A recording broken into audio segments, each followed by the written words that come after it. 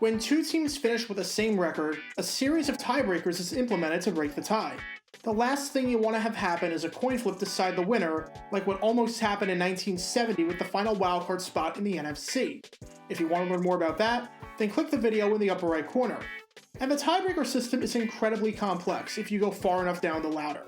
You're going to see tiebreakers like point differential within the conference, point differential within the league, point differential within common games, and net touchdowns. However, 99% of the time, tiebreakers are determined pretty easily. It's rare that you'll see anything past the third tiebreaker, as normally, either head-to-head division record or common opponent's record will determine a winner. But every now and then, you get something absurd. You get a situation where it requires not one, not two, not three, not four, but 5 tiebreakers to determine a winner. And in 1997, that's exactly what happened. The Jacksonville Jaguars and Pittsburgh Steelers were fighting for the AFC Central crown, and it took an insane tiebreaker system to break the deadlock. And this is the story behind that. First, we need some context as to how we even got to this point. To start off the 1997 season, the AFC Central was considered by many to be a tightly contested division all the way around. However, there were 2 teams that everyone was looking at. One of them was the Pittsburgh Steelers, and it made sense why this was the case. Pittsburgh had won the division in each of the past 3 seasons, and had made it to the postseason in each of Bill Cowher's 5 years with the team. Throughout the mid-90s, Pittsburgh was a pretty safe pick to do well, especially when it came to winning the division. The other one was the Jacksonville Jaguars. The Jags shocked the football world in 1996, when in just their second year, they made it all the way to the AFC Championship after a 4-7 start.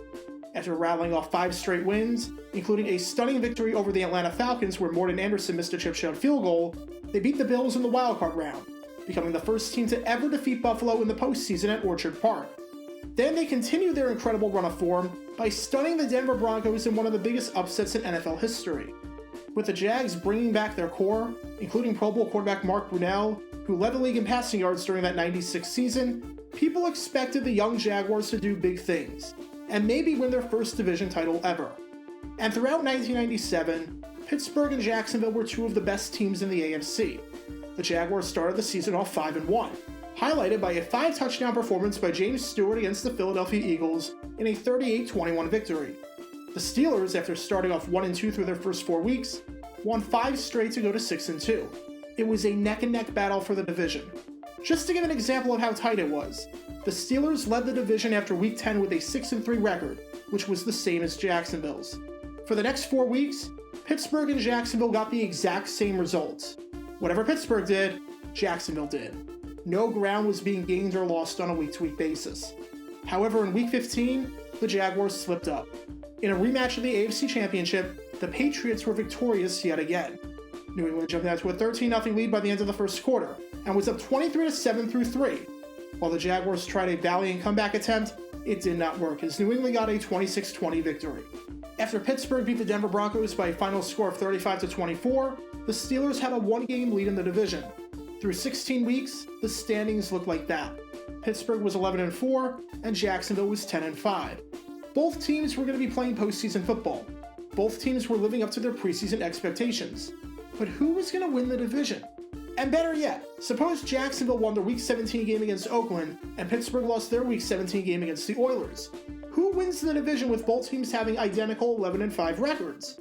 That's where the tiebreaker system comes into play. But that's also where things get extremely complicated. To break a 2-way tie within a division, the first tiebreaker used is head-to-head. Jacksonville and Pittsburgh played each other twice.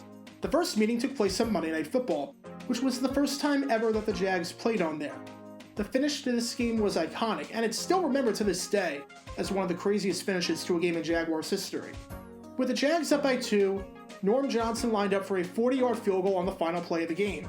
The kick gets blocked and gets returned 58 yards by Chris Hudson for the touchdown. A few things of note on this play. Number 1, the Jags were favored by 3, so this was an absolutely awful beat. Number 2, Bill Cowher infamously tried to trip Hudson on the return, making this the last time ever that a Steelers coach tried to trip an opposing player on special teams.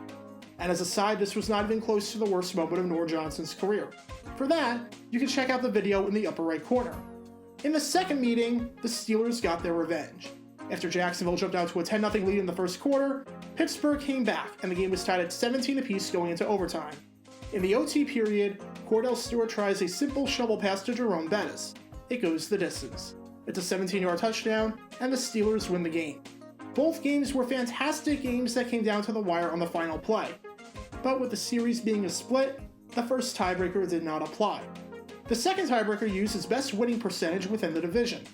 Under this scenario where both teams finished 11-5, both the Jaguars and Steelers would be 6-2 in games played in the AFC Central. Jacksonville's other division loss came in a 31-26 loss to the Bengals, where the Bengals, despite losing 8 of their last 10 games, jumped out to a 28-7 lead and never looked back. Pittsburgh's other division loss would have been the game against the Oilers in Week 17. Because both teams had the same record, the second tiebreaker did not apply. The third tiebreaker used its best winning percentage against common opponents. In other words, the Jaguars and Steelers each played a different schedule, but there are some teams that both the Jags and Steelers played. How did both teams do in those games? In the AFC Central, both teams played the Bengals, Oilers, and Ravens. With the Pittsburgh loss in Week 17 to the Oilers, that would mean that both the Jags and Steelers went 5-1 in those games. The other common opponents outside of the division that both teams had were New England, Kansas City, Washington, Philadelphia, and Dallas. Jacksonville went 2-3 against these teams, while Pittsburgh went 2-3 as well. That meant that against common opponents, both the Jaguars and Steelers were 7-5.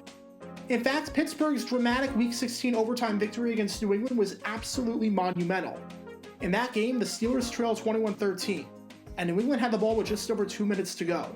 On third down, Drew Bledsoe throws a pass, and it falls right into the arms of Kevin Henry.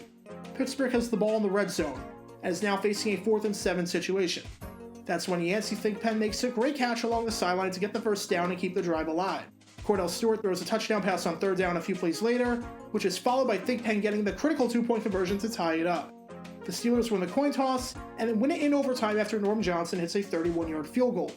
If the interception or the 4th down pass for the 2-point conversion did not happen, then the tiebreaker ends right here, as Jacksonville would have the common opponent edge.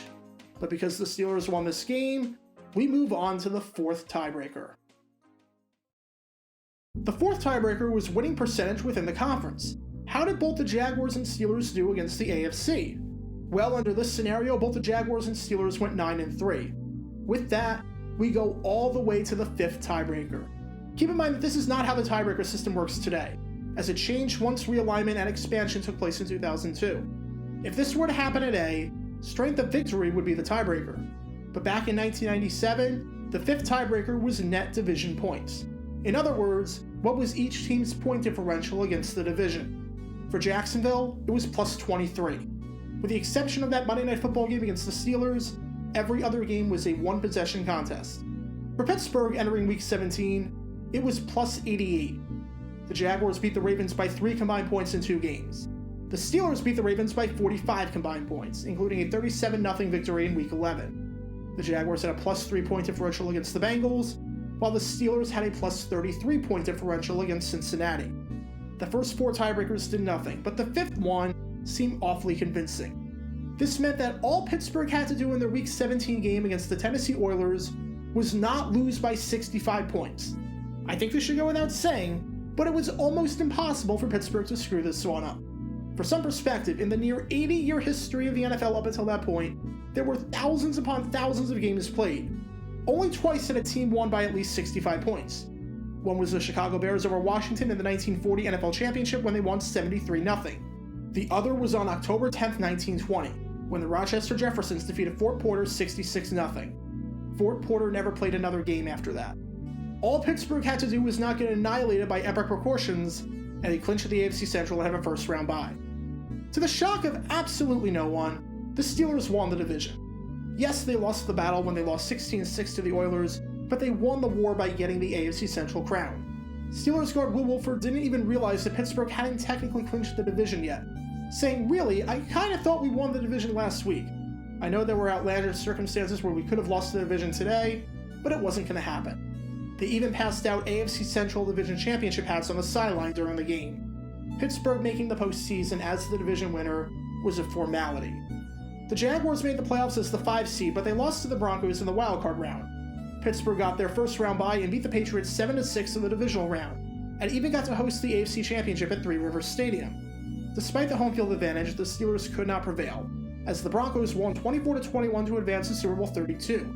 And Jacksonville would eventually win the AFC Central, as they won the division in 1998 and 1999. But in 97, it was Pittsburgh by the skin of its teeth. Since 1997, no division has ever been broken by the fifth tiebreaker, and while it's not impossible, it's highly unlikely that we're going to see anything like this happen for a long time.